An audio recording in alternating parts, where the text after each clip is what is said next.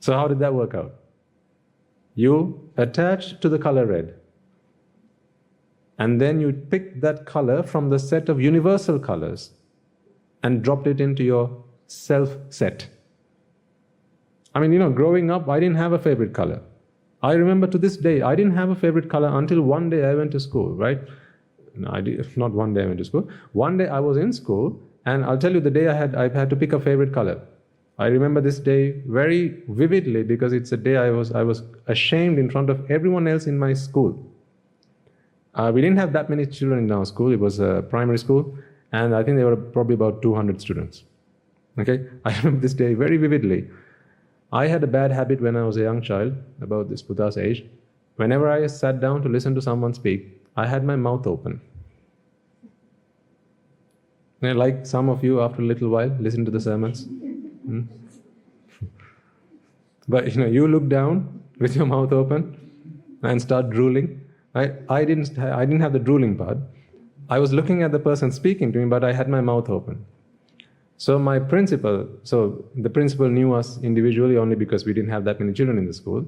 So I fondly remember her name was Mrs. Uma.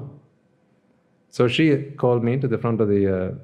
no, actually she didn't do that. What she did was she asked one of the other teachers to get a sheet of paper. So they brought along a piece of A4 paper, and so she crushed this piece of paper, and she passed it down, all the way down to me. She said, so she gave it to the first person who was sat in the audience, said, "Puta, pass this down." No, she didn't say Puta. This was in another country. She said, "Pass it down, please." And so then they just keep passing. I thought, oh, great, we have a pass the parcel game coming. So I was looking forward to this piece of paper coming to me. And so she was directing it so that it would come and stop with me. But when I got it, and then I was getting ready to pass it to the next person, she said, "You can stop now." Guess what she asked me to do with that piece of paper? Well, let me just tell you this much. That was the last day. I kept my mouth open. At least in her presence. So I'll let you work out what she asked me to do with that piece of paper. Okay? So I was quite upset by what happened. You can imagine. And at the end of the assembly, I tried to take it down. She said, "No, you're going to keep it in your mouth." I think I actually had to keep it in my mouth all the way until lunchtime. I have nothing against her. All she did was she was trying to be good to me in the way that she knew best. Okay, we don't hate our teachers. That's not how we do things here. Certainly, we love and respect and adore our teachers because they are who brought me here ultimately. Okay, so anyway, I was quite upset by what happened, and when I went back home, you can imagine what state of affairs it was when I went back home and Amma came back from work. I had a hissy fit. I was furious about what happened at school, and then she ultimately took me and we went to the school the following day to talk to the headmaster or the headmistress. So only later did I think to myself, darn it, I should have stayed at home. Because here's what happened. After I went and met her, not only did she start to complain about my bad habit of keeping my gob open throughout the assembly, but also, do you know what my mother did? She started to join arms with her, and she started to complain about how untidy I was at home, and how I used to come home from school and wouldn't hang my clothes in the right place. I wouldn't go and put them in the laundry, and how my whole room was just a mess. So I thought I was taking a friend with me to school. Actually, no, what happened was, taking my mother to school with me just made problems worse for me. So anyway, I'm coming to how come I got a favorite color. Then my teacher asked me, the headmistress asked me, "Right, we need to change things now. You are growing up, you can't be like this every day, your mother's complaining, you've got to keep your mother happy." She said, "What is it that we can do so that you can keep your room tidy?" I said, "I don't know, you tell me." She said, "Well, why don't you hang your clothes? Get yourself a cloth hanger." She said, "Do you have a cloth hanger?" I said, "No, madam, I don't have a cloth hanger." That was the only time I was happy with her, because she looked at my mother and said, "See, how can you expect her to hang her clothes, He doesn't have a cloth hanger. What parent would do like that?" I said, yes, tell her. So she asked me, let's get you a cloth hanger. And from today, would you promise me that you'll hang your clothes and I won't again stick paper balls in your mouth?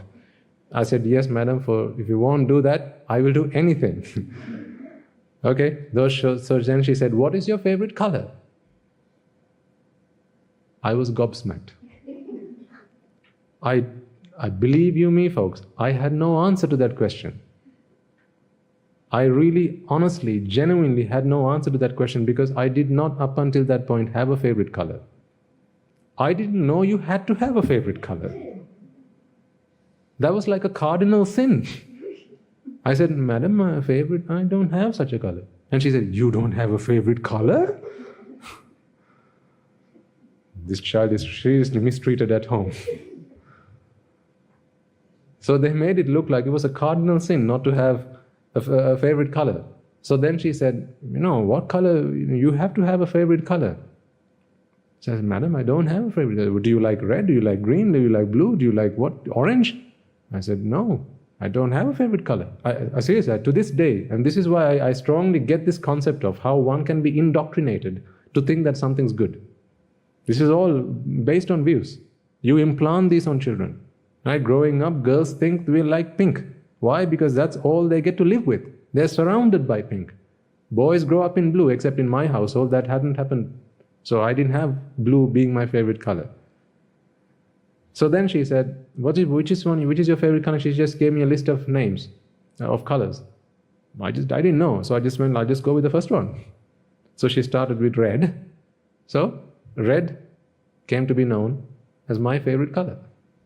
So then my mother got me a red hanger. I remember to this day, it had 6 hooks made of plastic, and it went on my bedroom door. And then from that day, I was supposed to hang my clothes on that hanger and try and learn to be tidy. So that's a long story, but to me, that one example really proves the point to me that we don't come into this world. We are not. You've heard of this, right? Nature versus nurture, right? There are few things that we actually come in our nature. The rest of it is nurtured. A lot of the things that we like today, we learned to like, because that was our nurture. The way we were nurtured. Ignorance and attachment we brought along with us, or the ability to be influenced. That we brought along with us, because ignorance we brought along with us. And then, having been cursed with ignorance, every time we came across someone, they instilled upon us, or inflicted upon us, or planted within our minds, here are some things which are nice, here are good things, here are lovely things, here are delicious things. And then we just kept on picking them up.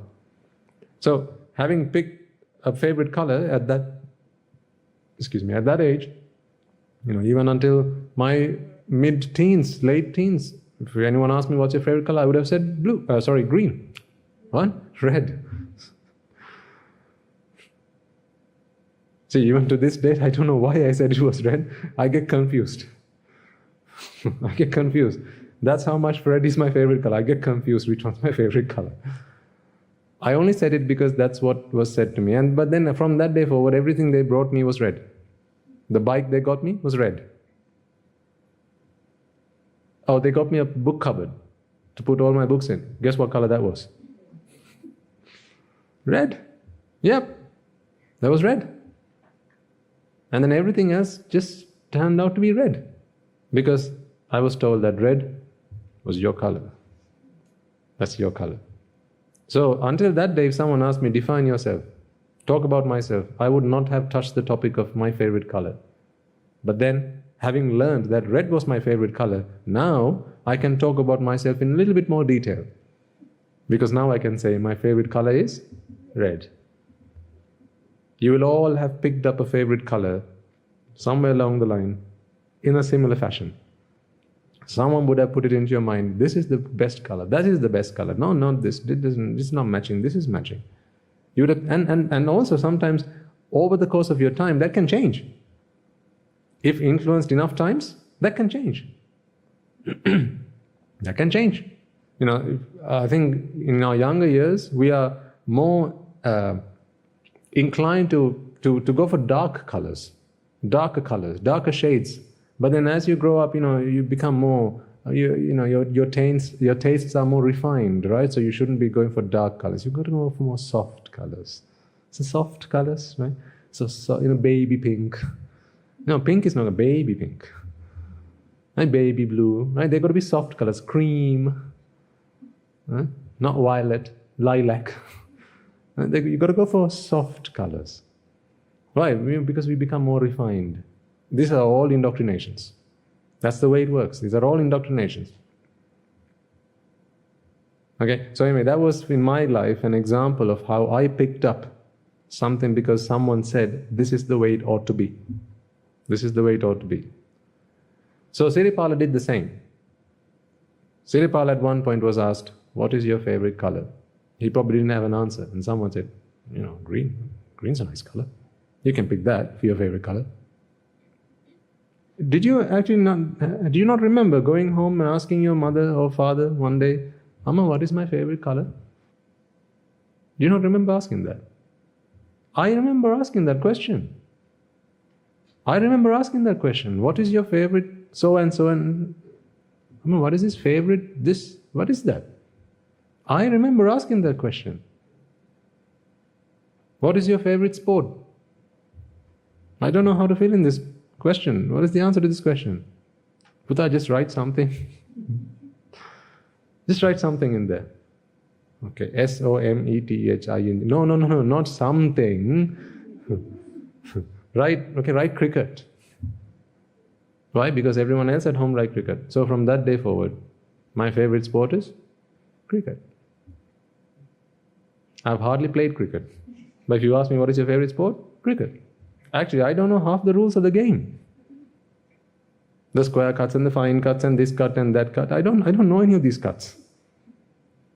All the different varieties of balls and all the different varieties of pitches, and I don't know anything. But if you ask me what's your favorite sport? Cricket. Why? Because you've got to have one. You've got to have one. Indoctrination, so powerful.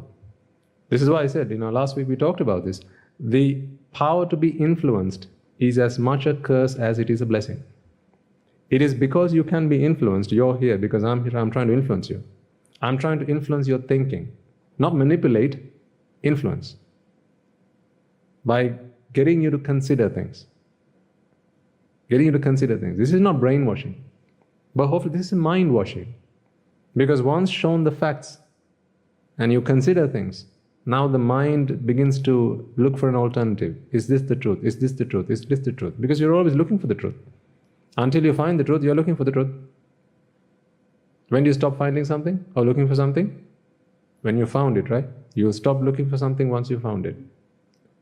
When they told you that there were sermons in this monastery, you wanted to come here, did you not? You wanted to come here. Why? Because you were looking for something.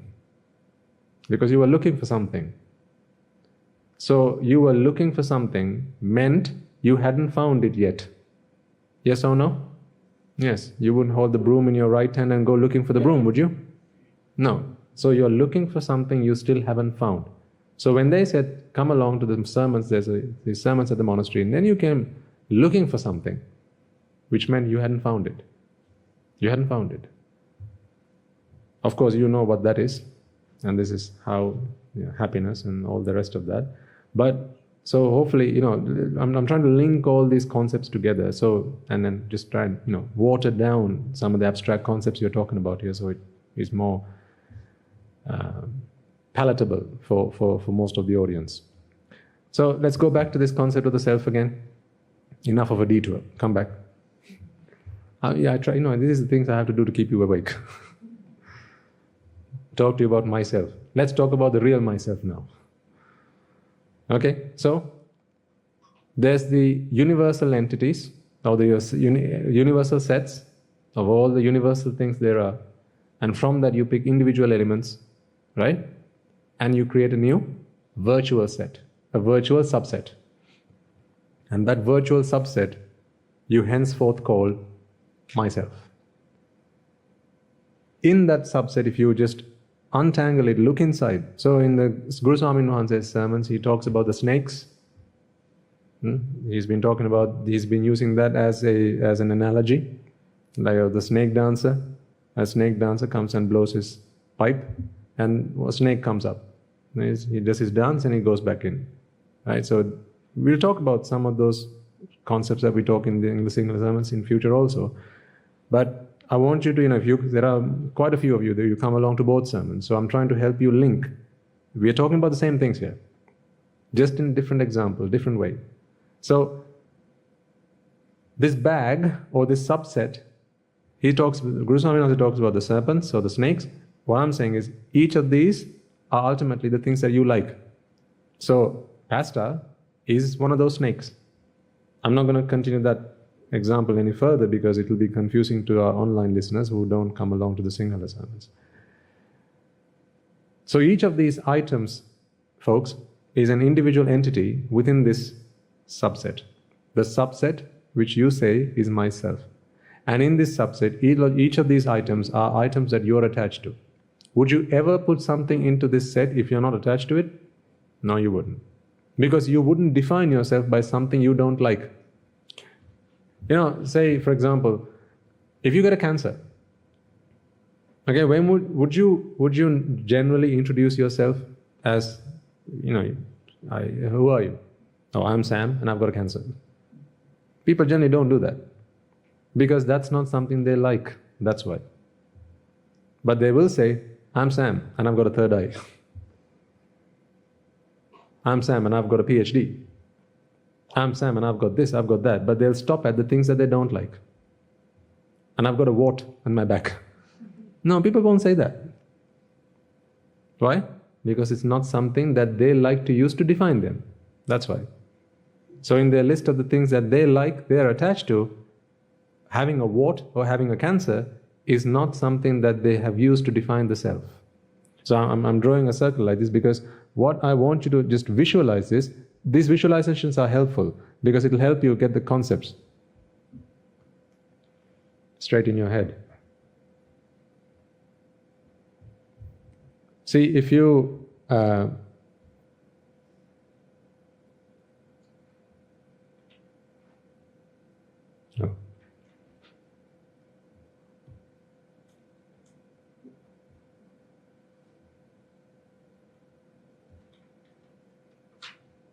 I'm trying to draw a bag, okay?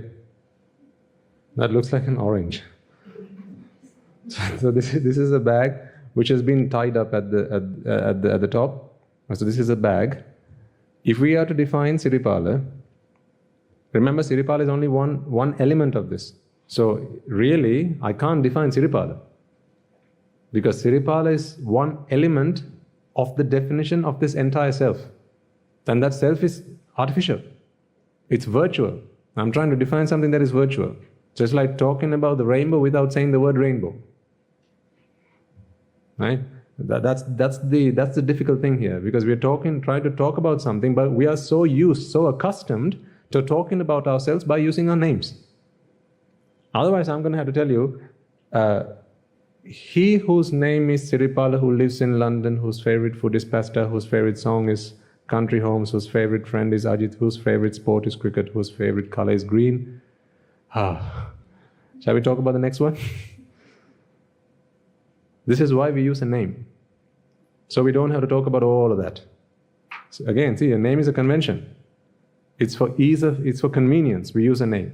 But the name is also just a component, a constituent of all of the other attributes that make up the self. Is it any more important than the other ones? No. It's no more important than the other ones. But if someone says your favorite color is green when it's red, you might get offended. But if someone says your name is Natasha when it's Siripal, that annoys you a lot more than that. See, because people give a lot of significance to the name. Because we believe, my name, that's who I am. That's because this notion of a self, it's difficult. Not difficult, it's just we haven't done it that way. We've not been used to thinking that way, that the self is simply a made-up notion. And this is one of the fetters that is broken at the point of becoming a Sotapan. You don't need to get understanding at this depth, but Sakkaya Ditthi, okay, is a view that, see, ultimately, I've got to be careful here now, because I don't want to go into deeper waters when there are some who are still strangled on the shore. See, Sakkaya Ditthi, or the view that kaya, or aggregates, okay? Sight, sound, smell, taste, touch, you could take it that way. Or Rupa, Vedana, Sanya, Sankara, Vijnana, you could take it that way. See, isn't London Rupa, Vedana, Sanya, Sankara, Vijnana? I mean, how else do you know London? It's a Rupa, there's Vedana, there's Sanya, there's Sankara, there's Vijnana. What about pasta? Same. Ajit? Same. Country homes? Same. Cricket? Same. Right? So, Rupa, Vedana, Sanya, Sankara, Vijnana, which we believe is Sat, or is essence-full, worthy of existence, worthy of creating a self from. These are good, nice ingredients to create a self. That is Sakkaya Ditthi. So what we do then is we go to the universal sets, and like you do a shopping.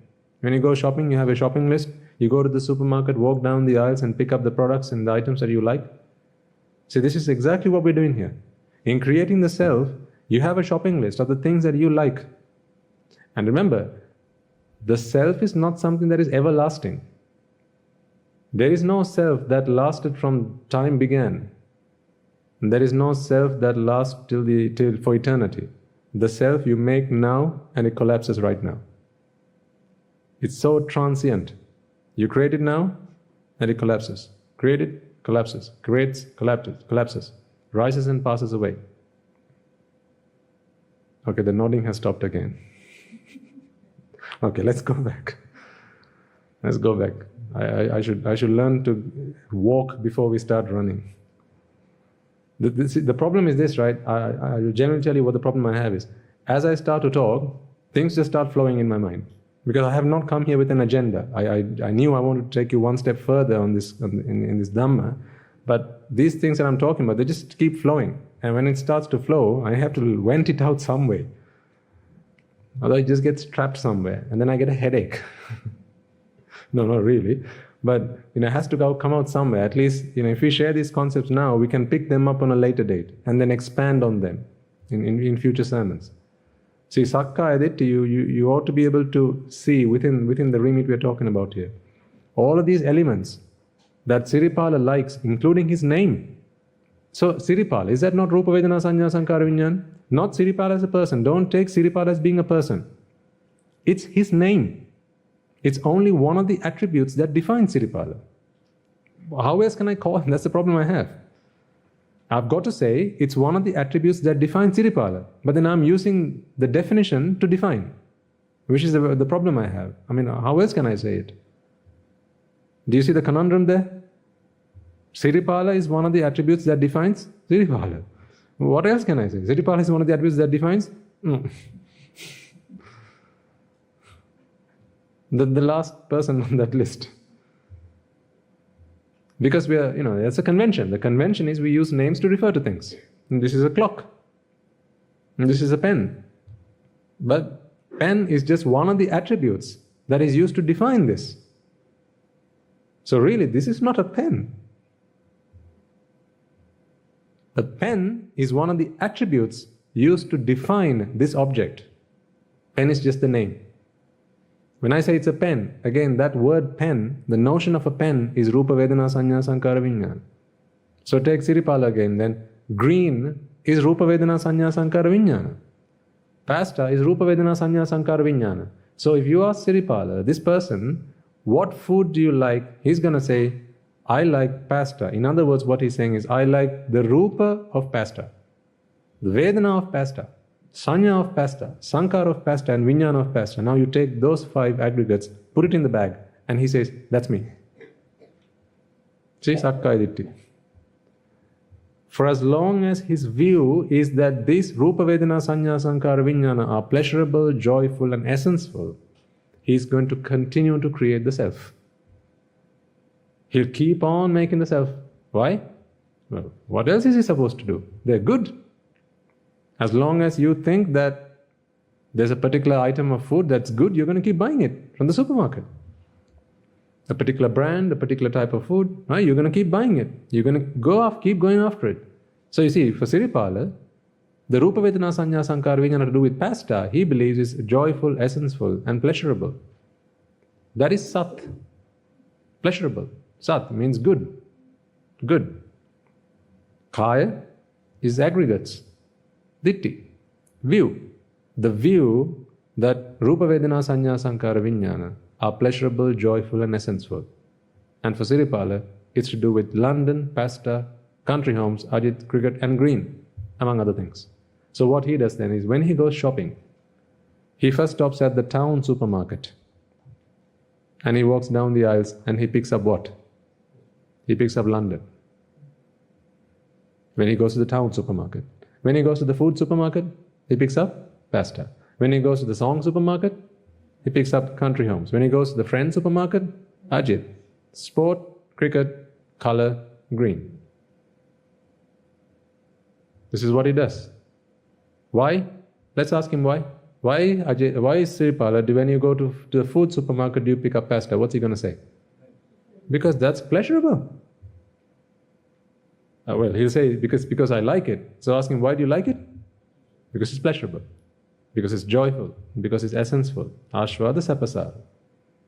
So it's worthy of existence. It's worthy of being, worthy of becoming. In other words, this is what I would like to use to create what?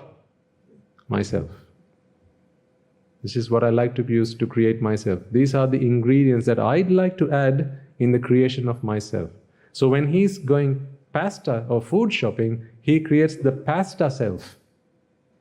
That's why I say the self is not everlasting. It did not come from time immemorial, and it does not go to eternity.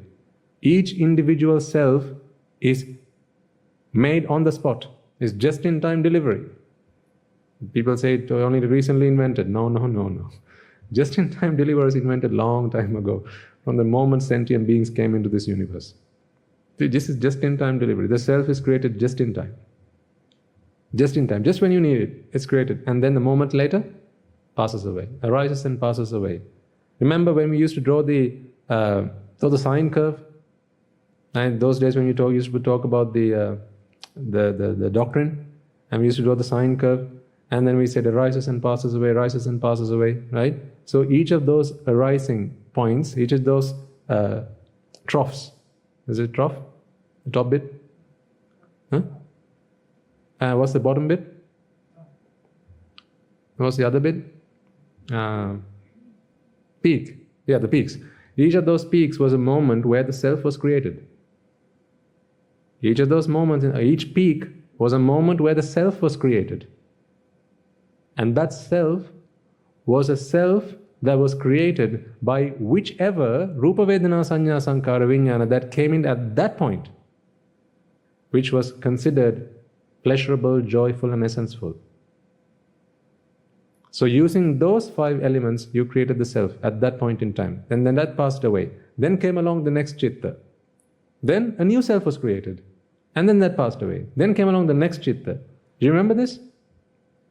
You talked about the rising and passing away like this? Yeah?